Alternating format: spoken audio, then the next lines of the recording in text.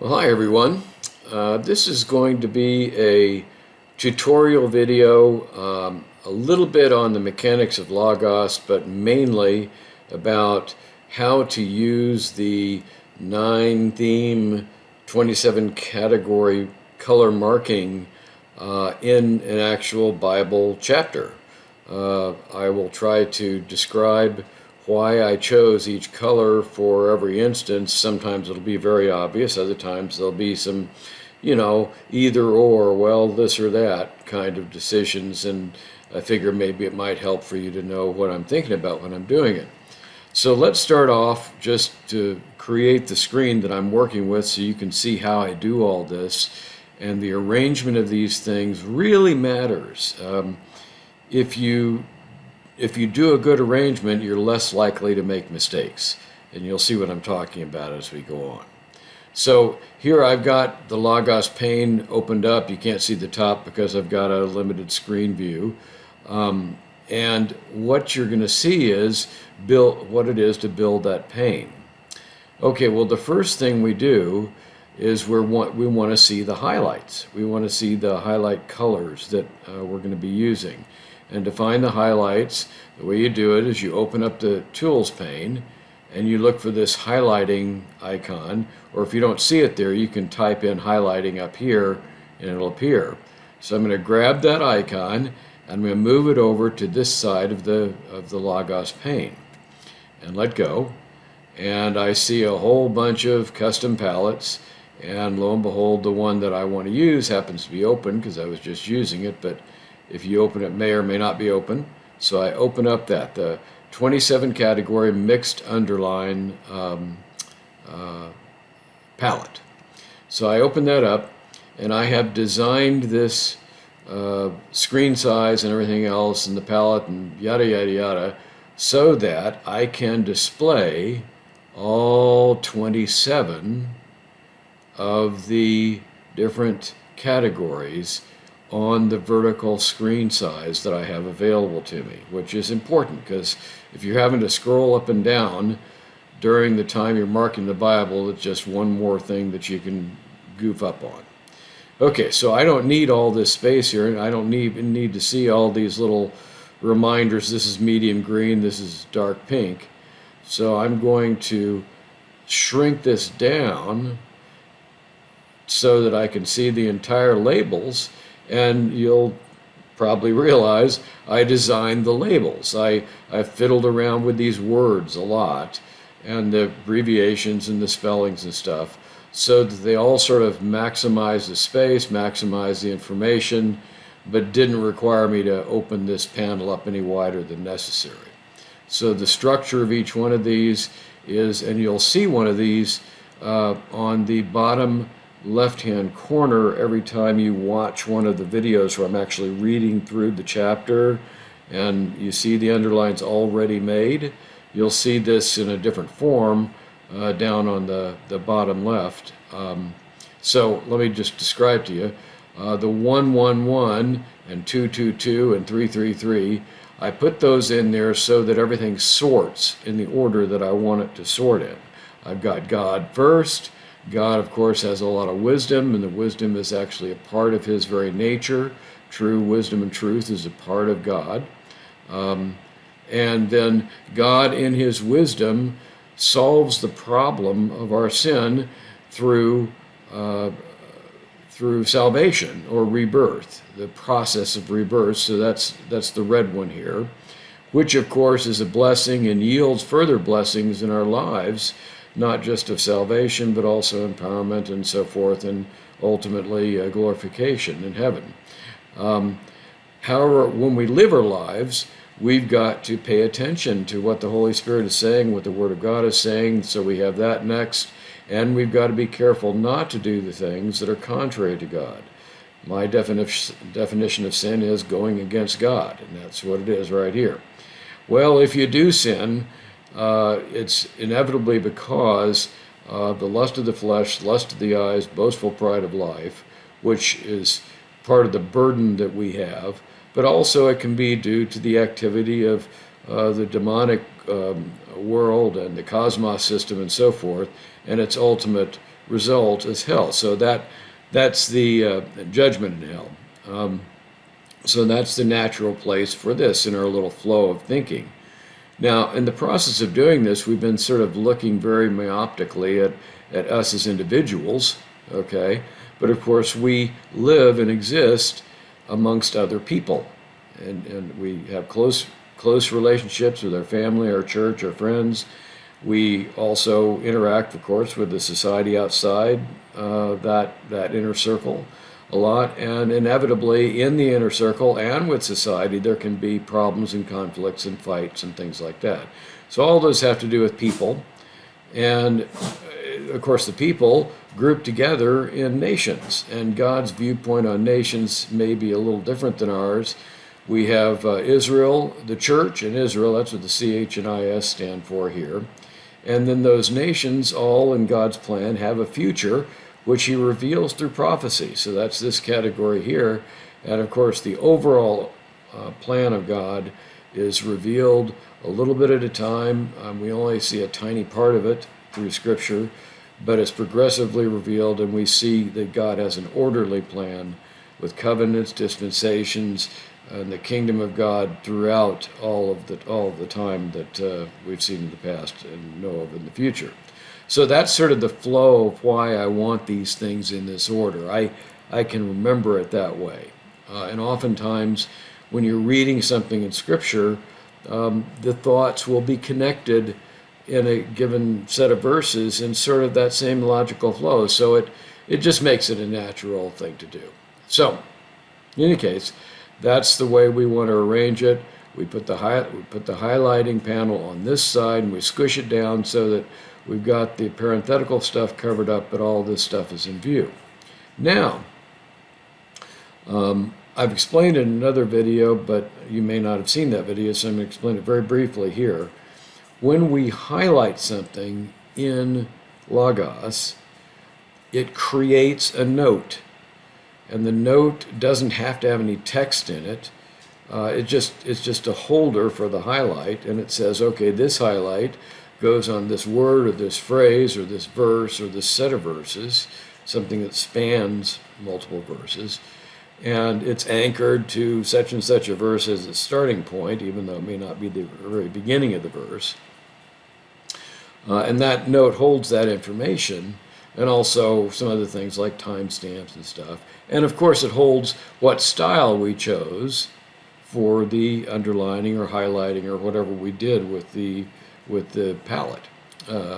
So that note is our important holding bin. And if we don't do anything special, it just gets all dumped into this big generic notebook, the last one that was used, or just sort of an undefined one. And so all the notes are willy-nilly all mishmashed.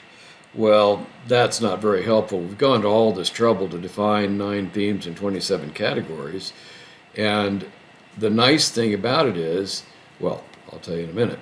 So what we do is we create a parallel set of 27 notebooks, 27 little notebooks. Now you can make, hundreds of thousands of notebooks, I suppose, in Logos. You want to label them, have purposes for them, and so forth. But in this case, the 27 notebooks are specifically there to store the highlights that we do, the underlinings that we do. For each notebook is for a particular style, a particular color and dash line or whatever it is. So this guy will have one notebook, this will have another notebook, and so forth. And that way, if we store it in those notebooks as we go, then they're all grouped together. And what's really cool is, in Logos, there's a little drop-down box, and it lists all of the notebooks that are active. You can turn any or all of them off, and when you turn them off, the highlights associated with that notebook go away. So when we look at the Bible after doing all the highlighting we're going to do, there's an awful lot of stuff there. It may be a little busy, but it sort of looks nice. It's pretty, all the colors and everything. But when we come back to it, maybe we're thinking to ourselves, okay, I want to focus in just on blessings. Okay, that's the blue stuff here. Okay, so that's notebook that's labeled 4BE and 4BP and 4BS. Okay, so I want to turn off all the other notebooks, uncheck the little box in the drop down that I haven't shown you yet, and just leave those 3 boxes checked. Well, what you do is you think about these things as layers. If you had a drawing and then you had a bunch of clear plastic, and each piece of clear plastic had another little piece of the drawing on it, so you could put the plastic on top of one another. You've probably seen this with nifty maps. You can put different things on top of one another to see how things change. Well, each one of those 27 notebooks can be thought of as a layer. So we can turn on any layer that we want to and look at that. So if I just turn on those 3 notebooks that hold those styles, as I go through my Logos Bible, whatever book I'm in or chapter I'm in, all I will see is the blue underlined stuff. So my eye jumps immediately to those passages that I previously identified as having to do with blessings. I hope you can see how powerful this is. There's a lot more you could do too, conceptually, but that's a simple reason why we want all the notebooks. Another reason is you can export the notebooks individually to Excel files or to a printer or whatever else. So there's a lot of reasons. And of course, I didn't say this, but again, I explain all this in more detail in another video. But each note that holds the style for that word selected can also, of course, have text. You can type in a few words or a whole treatise on something with indentation and all the rest. You can tag it with, # tag type of tags for searching on tags later on. So the note themselves, if you are taking notes, which I'm not doing for this purpose, the notes themselves can be typed in, and they're held in the same place, and they're turned off and on in the same way. And if you do have a note, you have the option of attaching a little icon, like a little circle with the house in it or something like that, or a star in it. And you can have different colors of icons. There are a total of over 1,000 choices of what the icons can look like. So you can really discriminate about what kind of note you got. And that way that note can be easily opened up. You click on the icon, the note opens up while you're reading the Bible text. And you know ahead of time by looking at the style and the color of the icon, sort of what the note's about. So that's also pretty handy too. So we're not going to get into any of that note stuff today and the typing of notes or anything like that, because my goal is to show you how I go about doing the highlighting for each chapter that I'm reading through in the Net Bible. Okay, so that's the highlighting panel. Now we can go a lot faster. The next thing we want to do is to get these notebooks up. So the notebooks, we can click on this little thing like we did before, and we could do the notebook here, but I'm going to show you something later on about that. I'm not using the notebook yet. So the temptation is to go here like I just did, but don't do that. What we want to do is let me see. I think I'll show you. I'll show you why. If I grab the notebook and I stick it in a little panel over here, okay, it's going to be the whole thing right now, okay, then what I can do is I turn off my filters and I just go to my notebooks, okay. See, here are the notebooks. This is 1GO, 1GO, 1GT, 1GT. Now this has got a whole lot of letters after to tell you what it means. These are very tightly abbreviated, so I can make the pane really thin, okay? So if I take this pane and let me see if I can grab the pane without grabbing the whole thing here. Well, let's do it this way, and then we can move it over, okay. Oops, didn't want to do that. I don't know if I can move this without, I got to put something in the middle else on the page. Okay, so let's go ahead and put the Bible on the page, because obviously we want the Bible, and we do that by sliding the Bible over, and we'll put it over on this side, which is where I wanted it in the first place. So there's the Bible, And I don't want the New American Standard. Oh, you can't see the top. Well, at the top it's selected New American Standard. I'm just going to use the option. Let me skinny this thing down first. Okay. I'm going to make this smaller and smaller and smaller and smaller and smaller until all I see is those words right there. Okay. So now I've got a nice sized Bible panel, and I'm going to use the Parallel Bibles icon up at the top. It's like two slanted parallel lines, and I'm going to click the Net Bible. So now I've got the Net Bible. Okay. And this is on Acts chapter 1. You can't see that, but it's up there. Okay, I don't know why I positioned it this way, but anyway. So this is the general layout, the kind of layout we're shooting for, but the problem is this. When you look at this panel here, let's give it a little more room so I can slide it. Let's slide this up. See what happens is I can't get rid of this junk here. This is all fixed stuff up above the top of the sliding panel. So I can't get this thing to line up with this one, which I guess isn't the end of the world, but the real problem is that when you go down to here, here's 5L and here's 5L, okay? So what's going on? Well, this kind of display shows the number of notes that are currently in each notebook. And you can't tell this notes display not to show you the notes, and therefore it takes a lot of vertical space to show you all the relevant notebooks. Now, there are other notebooks down here below the last ones. Here's the last one down here that I need. So if I line this up with this, again, I've got the problem. Here's my 5L. I can't see the top ones, and I don't want to be sliding this up and down every time. I've got to select the notebook before I select the style. So, as I told you at the beginning, we do not want to have our notebook out here, but I'm going to leave it here just for a second so you can compare. Instead, what we want to do is notebooks are documents. There are many kinds of documents in Logos, but one kind of document clearly is a notebook. So you can open the Documents panel. That's what this little guy is right here. And I'm going to slide him over carefully. And I'm going to create another Documents panel right there. Okay?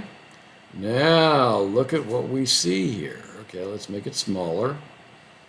Okay. Now, see what's happening? I'm going to click on the, you can't see it, but the header of this thing says name, and I'm just going to click on it once. And you see now I'm sorted by name with a 1, 1, 2, 3, 3, 4, 4, 5, and 9. And look at this. This guy is pretty much across from that guy, and this guy is pretty much across from that guy, the ones that are related. And here's the 5Ls, and they're in the middle. So this documents list of the notebooks. Now, again, there are a lot more documents in here of other sorts, but because I've named the notebooks with numbers at the beginning of them, they sort to the top. Some numbers sort before letters do. So that, whatever the other kinds of documents are, I could have other notebooks that didn't begin with numbers, they'd sort down below, or any other kind of document. As long as I don't have numbers at the beginning, they're going to sort lower. So, I'm saying that the design of all this is important. So obviously, this panel is not going to do the job for us, okay? So we're going to get rid of this panel. Let me close this up. Okay, so that panel's gone now. And we're going to make this small again. And we're going to make this small again.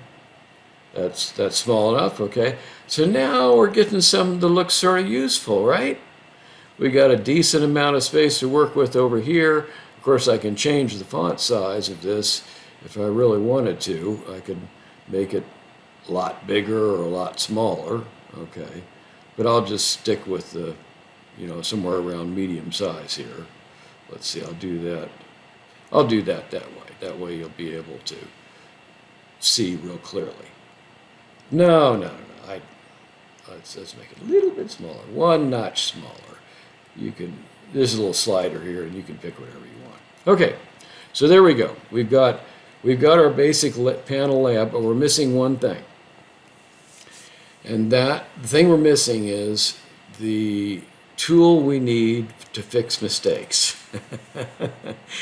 Now, I don't know about you, but I have a background in engineering, and one of the things they drill into your head once you get out of school and you start being an engineer is they tell you that the most important tool that an engineer has is his eraser. Because you gotta realize, you gotta be humble when you're an engineer and realize you're gonna make mistakes. And so the eraser, is the cleanser of all evil mistakes. Well, we need to have a way of erasing things. If I accidentally, let's say I highlight this and I just wanted to highlight this, but I didn't notice that I just wanted to highlight. You see how easy it is for me to highlight something. Let's say I wanted to highlight this, okay? But I highlighted this as well. But if I went ahead and went through the whole note process and created an underline and all that, and then I looked back and said, oh my goodness, I didn't want to have them in there, okay?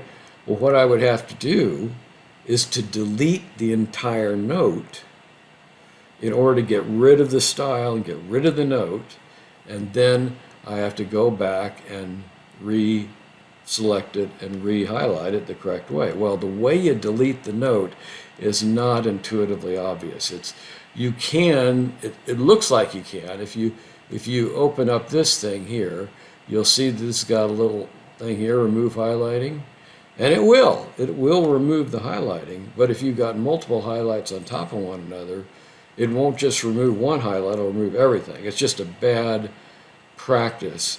And the other problem with that is when it removes the highlighting, it doesn't remove the note that the highlight was attached to, which is good, because if you actually typed a text note associated with that highlight, you wouldn't want removing the highlight to zap all the text that you wrote, or the tags, or whatever it was that was associated with the note besides the highlight.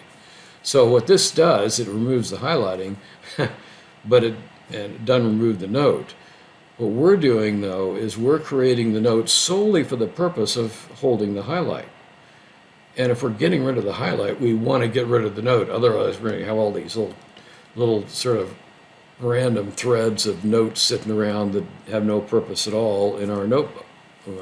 And figuring out how to clean it up later would be a mess. So that is not how you delete these highlights. Please remember that. Okay, it's very important. The way you delete the highlights is you go back to this thing I showed you at the beginning. Remember I said I'd come back to it.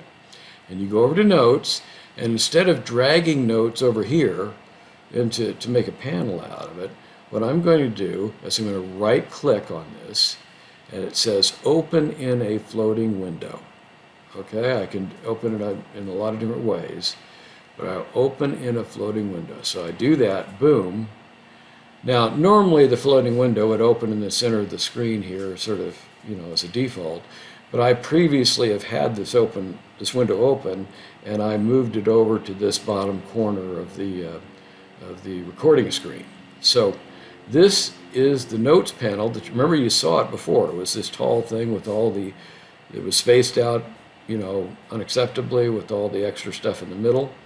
Now we've made it a little a little square panel, and that thing we were looking at before that was vertical here is vertical right here. See, this is the thing you were looking at before, except it's over in this little part here. So, and then these are the various things that I would, have in here now. So I've got Acts 2:21 in here where I created a test note. I'm going to make sure that test note did not have anything really important in it.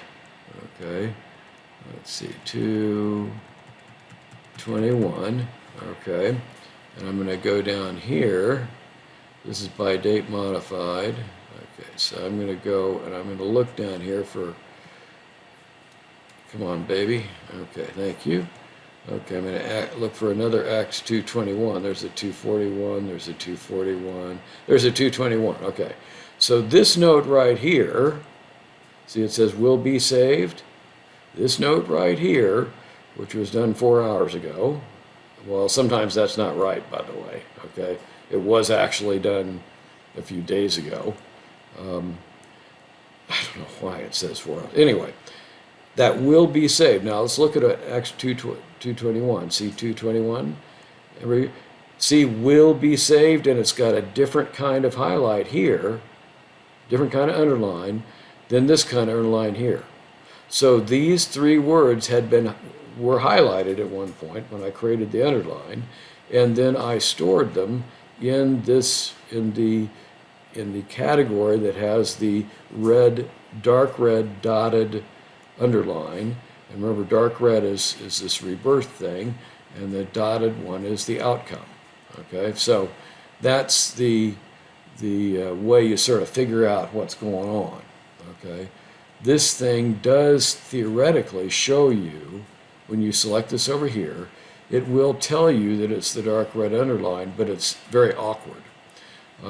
This little tiny person in the gray background here is supposed to take on a semblance of the format that you used, but it only works with their standardized formats. It doesn't work with any of the custom formats that we're using. So all you see is the little nondescript person. If you click on this thing, you can start, you can see there's solid colors and emphasis markup and highlighter pins and induction. And what you get to is, well, here you can see some of my custom ones. Okay, 10 theme background. I don't think it's going to show. It's not going to be able to show us the one we want because the panel's not tall enough, and I'm not going to. I could make this panel a whole lot taller, and then I could scroll up and down, and I could finally find this particular 27 category mixed underlined one, which is down below. Well, here's the see, there's the 10s and stuff that we're looking at here. Okay, I could find it. I could open up, and then I would see that the one that was this color of underline, that there would be a little check mark next to it in the far left side. So if I had a nice tall column that I could scroll down through, that would be a great way to figure out what the underline is. But this is something Logos did not do very well. They did a lot of other things well, but when you open up this little thing that gives us this list, here we go again, okay, it opens it up with all of these little expansion arrows already expanded.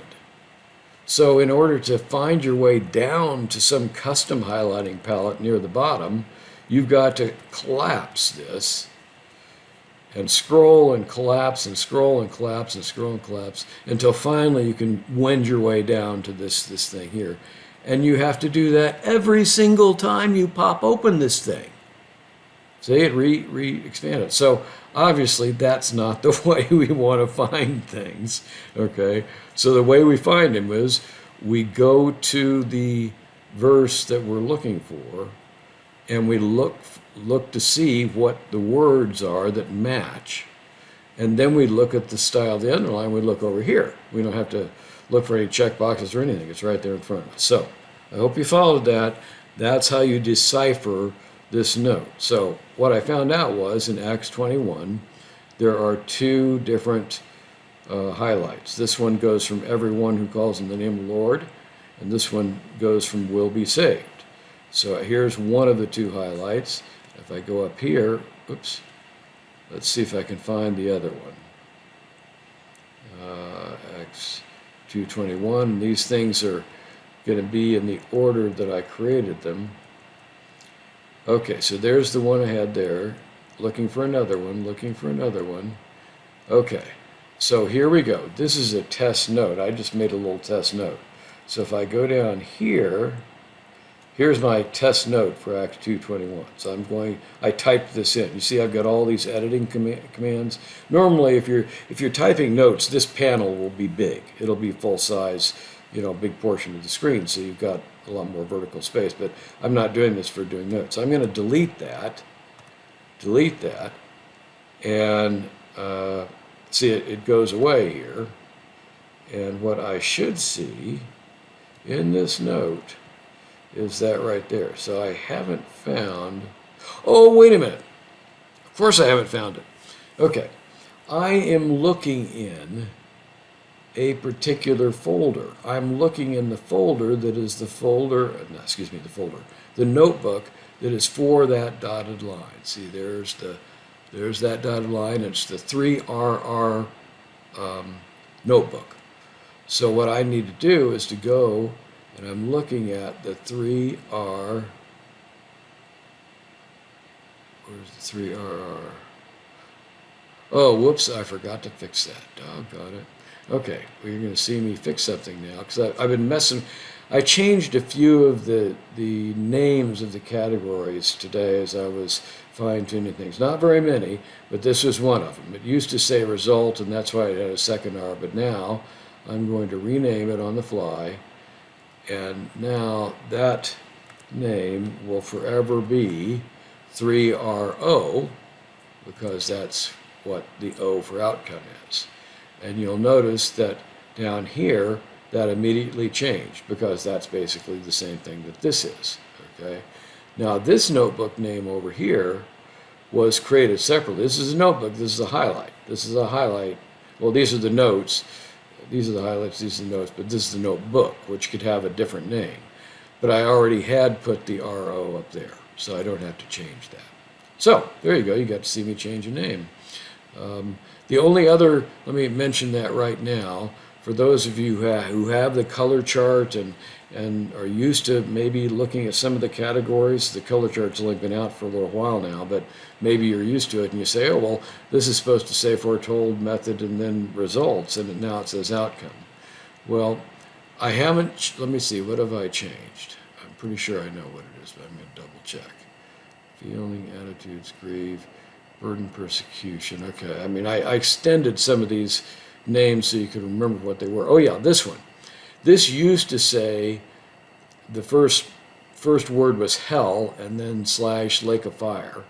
And so this was an EH, but I changed it to judgment hell because you're going to be using this style more often to denote the effects of judgment, because that some of that appears on earth, you know, the consequences for sin that occur on earth as well as in hell. So I changed that to an EJ to make it easier to remember. So the EJ here is because, not because I changed the meaning of the category. The category did say in its explanation, it said judgment in the list over in the big wide column.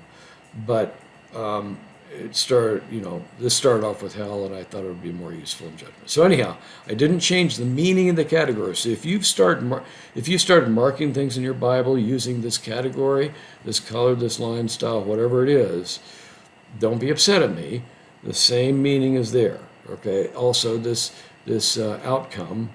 Well, I changed the word. It's just a synonym for result. But I thought that outcome illustrated what the category was about a little more effectively. Okay.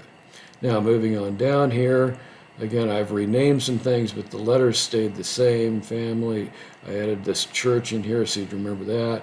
Society outside. I really made this look like gobbledygook, but this means the called ones, that is the church, CH, and Israel. Okay? So those are the called ones, the church and Israel. Of course, they're under different callings. One was a called out nation, Israel, and we are called individually as believers, but still, they're the called ones. So that's when you're talking about church or Israel, you'd use this underline. And then this used to say future, now it says future and prophecy to remind you that this is for prophecy. And then this used to say order, and now it says order and plan because it also has to do with God's plan and dispensations, covenants, and things like that, as well as the kingdom. So, the only ones that I actually changed something that affected the letters here were this one right here. The H changed to a J, and looking at one more time. Oh, yes, there's one other thing I changed. This used to say blessing heaven. Blessing heaven. And I said in the notes, this encompasses more than just heaven, but I didn't want you to think you should only use this note for blessings that you receive once you get to heaven. There are eternal blessings that we receive when we're saved that go on forever and ever and ever. Become a child of God, for example, that never ever changes. We accept Jesus' righteousness, that never ever changes. So those are eternal blessings. There are some other spiritual blessings that we have here on earth that affect our day-to-day lives. So the physical and the spiritual are sort of now, current time kinds of things, and this is eternal stuff. So I changed this from H heaven to E eternal. So this is an E over here now. This is a BE here, right? But again, the meaning of the category is still the same. It's just that I used a different word to help people remember better what it stands for. So this one I changed, this one I changed, that one I changed. All the other letters are the same. The who, what, how, OTW. I think I did change this label so you sort of remember. I think I used to say who he is, what he does, and how he feels. But I think the nature, word nature, what is God's nature? What are his attributes? What are the names that are given in the descriptions of him? That fits a little bit better than, it evokes what I'm trying to remind you of better than just who he is, in my opinion. Anyhow, I think I'm done with tweaking this thing. I hope so, because I'm starting to flesh it all out, and if I change things, I have to go change a whole bunch of stuff to make it all fit. So I've been talking about the color chart, so let me just remind you of what that color chart looks like in a clever little way. I've got it sized so it lines right up there too. So if you haven't seen the color chart somehow, but you're watching this video and you're seeing the color chart now for the first time, these are these letters here, which are not updated. These are the old letters. So for example, I told you I changed result to outcome. So I'm gonna fix this color chart. I haven't fixed it yet. That R is gonna be an O, and then I changed this heavenly to eternal, so that H will be an E. What else did I change? A good little quiz for myself. I changed hell, lake of fire. That H will change to a J because it's judgment. See, I had judgment over here anyway. And I didn't change anything else in terms of these letters. So the letters are the same. These colors are the Logos colors that are associated with underlining or highlighting, whichever way you want to do it. The underlining has the additional advantage of to help distinguish the colors. Like, these may look very different in this little square, but when you make them in an underline, it's hard to tell the difference. So I always make the light color be a solid underline, the medium color be a dashed underline, and the darkest color be a dotted underline. And that's true for all of these colors. So that if you can't discern the shades of the yellow, you know it's yellow, but you can't discern the shades, the way you do it is see if it's dotted or dashed. Okay, and here are the themes: God, wisdom, rebirth, blessing. Don't worry about the fact that these are two separate things. Just think of it about this as living in love, okay, or live it, okay, the living experience. It's like an L instead of the D and F. S for sin, or excuse me, S for stop it. It also could be for sin. E for evil, P for people, and N for nations. And this is if you have fewer colors to work with over here. So that's the arrangement of the thing. Here are these letters here are explained right here what they mean. Again, I have to fix that. I'll be doing that in the next day or so and distributing it. And here is the big column that gives us some ideas, some hints about what the scope of that theme covers, this being the theme.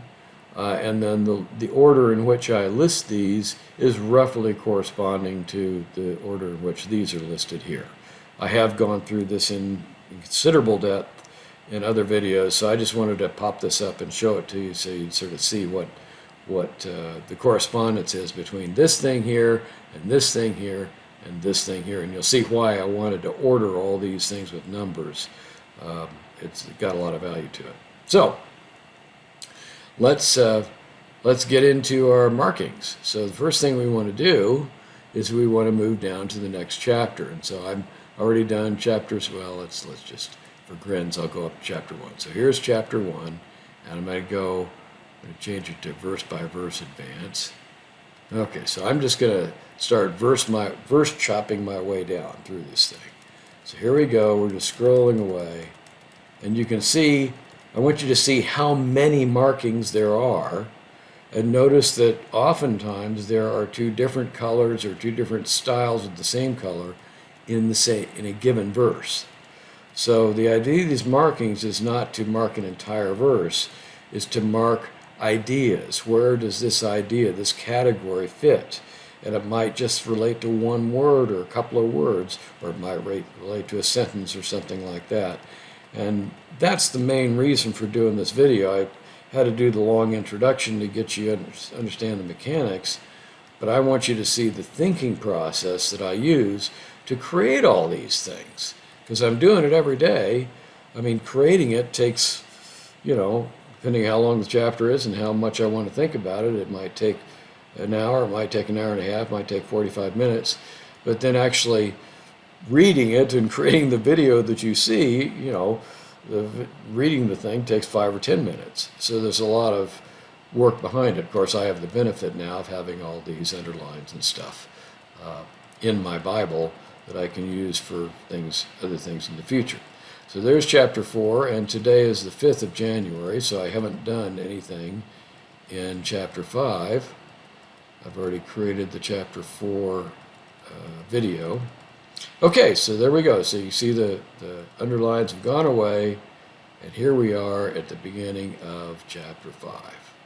So at this point, we're going to start implementing these underlines and things like that. But since this video, the explanation has taken up about 40-45 minutes, I'm going to stop here. I'm going to call this part 1. And there'll be a part 2 where I start actually putting the underlines in using all these tools that you've seen in place. Oh, before I do, let me show you one more thing that's really valuable.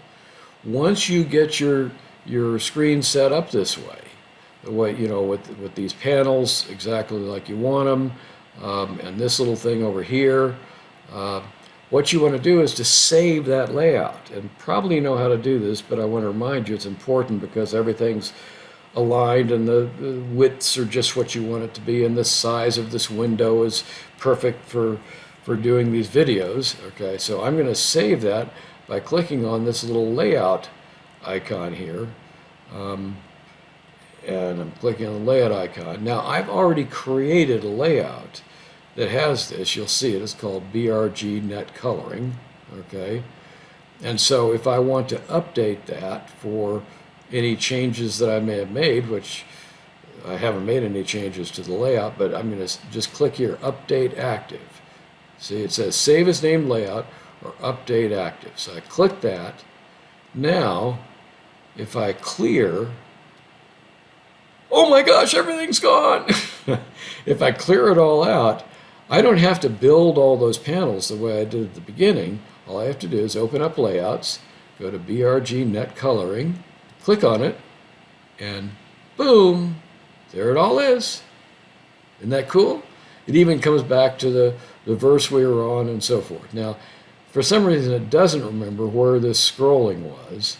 It did remember this was open, so I do have to slide this up, but that's fine. Also, it didn't sort these in the way that I want them sorted, so I'm going to click on the thing you can't see, which is the heading called Name.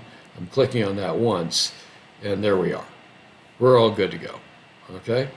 So and the notes panel is, right in the same place that I put it. So, if I wanted to create the layout for the first time, what you will be doing the first time you do it, if you didn't have this BRG net coloring, you click on this thing, save as named layout, and then you give it a name.